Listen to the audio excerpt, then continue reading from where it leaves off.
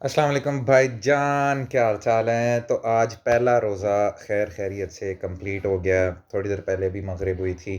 नमाज वगैरह पढ़ के चाय शाय पी के अभी बैठे हैं। छोटे मोटे काम किए हैं, बल्कि इशा की अजानें भी हो चुकी हैं अब तो अब नमाज पढ़ने जाना है और तरावियाँ वगैरह पढ़नी है, and then so on and on. फिर उसके बाद अगले रोज़े की तैयारी। और आज का दिन काफ़ी मसरूफ़ गुज़रा, क्योंकि पहला रोज़ा और वो भी संडे वाले दिन। तो आपको पता है कि जब संडे का दिन होता है तो घर के बहुत सारे काम होते हैं। इवन अभी भी मेरे सर पे एक बड़ा अजीब सा काम आया हुआ है, और वो ये है कि नीचे वाले किचन में छिपकली मारनी है। मेरे घर वाले मुझसे रिक्वेस्ट कर रहे हैं, वो एक बहुत छिपकली है जो पल रही है वहाँ पे, और अब उसको ढूंढना पड़ेगा, उसको मारना पड़ेगा। तो ज़रा दिल नहीं कर रहा। अच्छा खैर, ये तो ऑफ साइड टॉपिक है। अम, जो रमज़ान की ना कुछ बड़ी मज़ेदार चीज़ें होती हैं, कुछ ऐसी बेहतरीन यादें होती हैं ना, इसकी फ़ील ही अलग होती है। अगर आप टीवी चैनल्स में, उनके इश्तहारात में, एड्स में, फेसबुक पे कहीं पे भी देखें, तो इवन मैं चूँकि ख़ुद एक डिज़ाइनर हूँ, क्रिएटिव, और मैं एक एजेंसी रन करता हूँ, डिज़ाइन एजेंसी है। तो वीडियो से, एनिमेशन से, डिज़ाइन से, सोशल मीडिया से मेरा ताल्लुक़ काफ़ी गहरा ताल्लुक़ है। तो मुझे पता है कि उसकी एक फ़ील, उसका म्यूज़िक या उसकी हर चीज़, इवन प्रोग्राम्स में भी आप देख लेंगे कि उसकी कलर टोन ही अलग होती है। तो और कहीं न कहीं समहाउ ये फैक्ट है कि ये चीज़ आपकी ओरिजिनल लाइफ़ से, आपकी रूटीन के साथ रिफ्लेक्ट भी करती है। जब आप रोज़ों में, पर्टिकुलर डे में, रोज़े के साथ जब सारा दिन गुज़ारते हैं और आप मुख्तलिफ़ तरह के काम करते हैं, जब सुबह आपने सहरी कर ली, उसके बाद आपने, जैसे मैंने पिछले व्लॉग में आपको दिखाया था कि मैं सुबह सवेरे जब नमाज़ पढ़ने जा रहा था, तो एक बड़ी मज़ेदार हवा थी, एक बड़ी प्यारी फ़ील थी उसकी, एक अलग ही समा था। फिर उसके बाद दोस्त खड़े हो जाते हैं मस्जिद के बाहर, 2-4 गप्पे मारी, ख़ास करके जब संडे है, तो पता है कि दफ़्तर तो जाना नहीं है, तो फिर वो गप्पे मारते-मारते कब सुबह होती है, कब सूरज ऊपर चढ़ता है, वो भी पता नहीं चलता। अक्सर लोग क्रिकेट खेलने चले जाते हैं, सारा-सारा दिन ग्राउंड्स में क्रिकेट होती हैं, बड़ी प्यारी यादें हैं वो भी। जब खुद लड़कपन में थे, प्रॉपर्ली 19-20 की एज में थे, जोश था, तो उस वक़्त सारा दिन जो है ना वो रोज़े में ग्राउंड में गुज़रता था।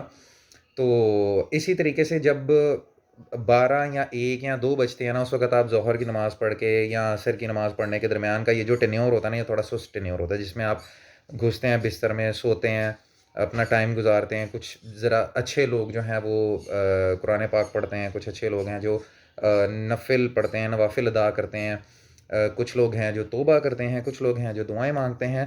तो एक हर एक ना बड़ी प्रॉपर रूटीन सेट हुई होती है। और कुछ नालायक लोग होते हैं मेरे जैसे, जिन्होंने सो लिया, कुछ डिफरेंट तरह की डॉक्यूमेंट्रीज़ देख ली, कुछ को काम की चीज़ तो करनी नहीं ना हमने।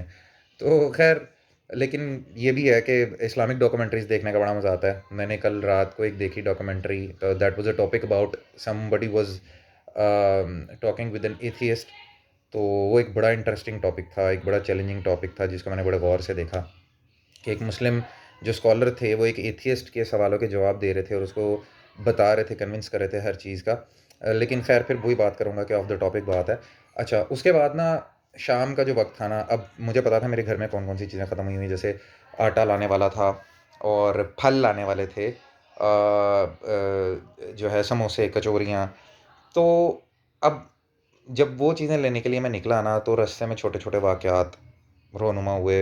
एक रेहड़ी से जब मैं केले ख़रीद रहा था, बनानास ख़रीद रहा था, तो वहाँ पर एक बंदे ने बड़ी तंज़िया तौर पर बात की कि जी, अवाम जो है या हम लोग जो हैं या कोई भी आम लोग जो हैं वो ₹300 वाले जूते ₹2000 में ख़रीदना पसंद करते हैं किसी भी शॉपिंग मॉल में जाके, ब्रांड के नाम से, जिन्होंने पैरों में आपके रुलना होता है।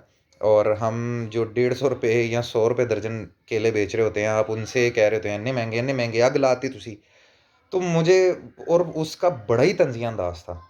तो मेरे लिए ना बड़ा मज़ेदार वो एक बात थी जो उस बंदे ने की, क्योंकि ये फैक्ट है, वाक़ई ऐसा होता है कि हम सब लोग जो है ना, सबको पता होता है, हकीकत पता है, ये जीन्स, शर्ट्स, ब्रांडेड शर्ट्स या व्हाट्सएवर, इनकी लागत कितनी है। आज इतना सोशल मीडिया का दौर है ना कि बड़ी आसानी से पता चल जाता है चीज़ों का।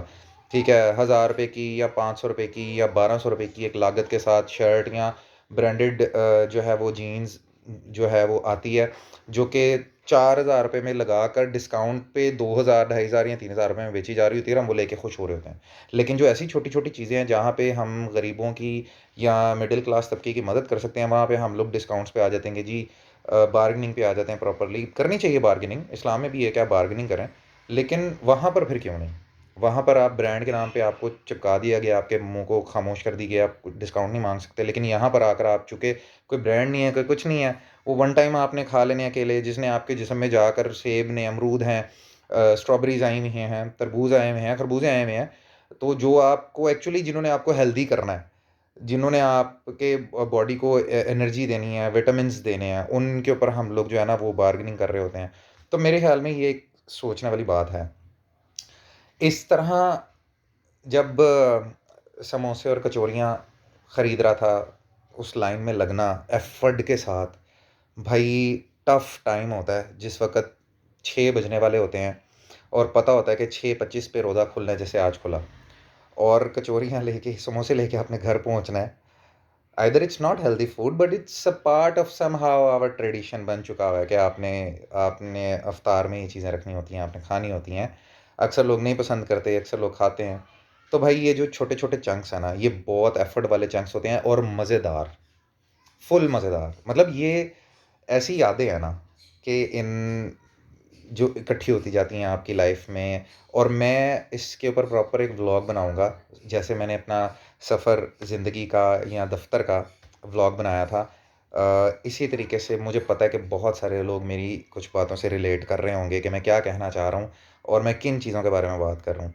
तो मैं इसके ऊपर एक कंप्लीट प्रॉपर व्लॉग बनाऊँगा इंशाल्लाह विदिन फ्यू डेज़, रमज़ान के अंदर ही। कल से ऑफ़िस ख़ैर स्टार्ट हो जाएगा। आज चूँकि संडे था तो बड़ा मज़ा आया। गर्मी नहीं थी तो रोज़े का पता नहीं चला। सिर दर्द स्टार्ट हो गया था मेरा यहाँ से 3 बजे के करीब, और अब उस वक़्त मेरे लिए उसके बाद वक़्त गुज़ारना बड़ा मुश्किल था, क्योंकि मैं थोड़ा-सा इस मामलों में जो है ना वीक हूँ कि मेरा जब सिर दर्द होता है या मुझे जो है ऐसी कोई तंगी होती है, तो मेरा दिल करता है कि मैं जल्दी पैनाडोल खाऊँ या डिस्प्रिन खाऊँ या कुछ मैं दवाई खा लूँ और मेरा सिर दर्द ठीक हो ले। तो ये रमज़ान में एक चैलेंज था, और फर्स्ट रोज़े में मेरे लिए एक प्रॉब्लम आ गई कि मेरा सिर दर्द स्टार्ट हो गया था 3 बजे के करीब और साढ़े 6 बजे रोज़ा खुलना था। तो अगर आपका सिर दर्द स्टार्ट हो गया है, सो मेक श्योर कि आप आराम करें, रेस्ट करें, अपना रोज़ा किसी भी सूरत ख़राब ना करें। परेशान होने की ज़रूरत नहीं कि रोज़े के अंदर सिर दर्द स्टार्ट हो गया है या अब क्या किया जाएगा, मैक्सिमम लेवल तक कोशिश करें। तकवा, बेसिकली रोज़े का मकसद क्या है? तकवा, राइट? तो अगर आपने वही चीज़ नहीं सीखी, आपने थोड़ी-सी तकलीफ़ बर्दाश्त नहीं की, कहाँ 3 घंटों की, मतलब मुझे एक तकलीफ़ आई छोटी-सी, उसमें शायद अल्लाह पाक ने मेरे लिए क्या अजर रखा होगा। ठीक है, कि अगर मैं रोज़े की हालत में हूँ और मैं नमाज़ भी पढ़ रहा हूँ और मैं कोशिश कर रहा हूँ कि मैं अपने रोज़े को कायम रखूँ अच्छे तरीके से, तो इसमें मेरी स्ट्रेंथ, मेरी इनर स्ट्रेंथ, मेरा दिल साफ़ हो रहा है, इसमें मैं तक़वे की तरफ आ रहा हूँ बहुत सारी। सिर्फ़ ये इस चीज़ से नहीं है कि मैंने रोज़ा रख लिया, मैंने बर्दाश्त कर लिया सिर दर्द, तो मेरी बड़ी अचीवमेंट हो गई। अब मैं फ्यूचर की कितनी चीज़ों के लिए प्रिपेयर हो गया कि अगर मुझ पर कोई सख्तियाँ आएँगी, तो I will be much stronger. तो ये एक पॉइंट है मेरे इस चीज़ को रेज़ करने का। बाकी अब बातें बहुत लंबी हो रही हैं, करने को तो बहुत कुछ है। तो मैं फिर से वही कहूँगा, do support me, love, subscribe, and इंशाल्लाह